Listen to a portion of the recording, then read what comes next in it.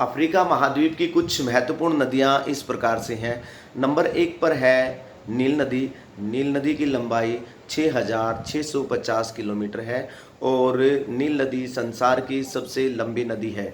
उसके बाद है कोंगो नदी। कोंगो नदी भूमध्य रेखा को 2 बार क्रॉस करती है, यानी कि 2 बार काटती है कोंगो नदी भूमध्य रेखा को।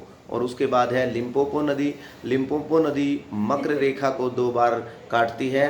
और जाम्बेजी नदी, जाम्बेजी नदी के ऊपर करीबा बांध है और जाम्बेजी नदी पर ही क्या है, विक्टोरिया जलप्रपात बना हुआ है।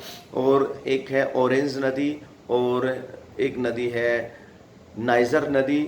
और नाइजर नदी को पाम रिवर नदी कहा जाता है, क्योंकि इस नदी के चारों ओर चीड़ के पेड़ खड़े हुए हैं, इसलिए इसको पाम ऑयल रिवर भी कहा जाता है। और एक नदी है सेनेगल नदी और एक नदी है ऑरेंज नदी। तो इस प्रकार से अफ्रीका महाद्वीप की ये कुछ नदियां हैं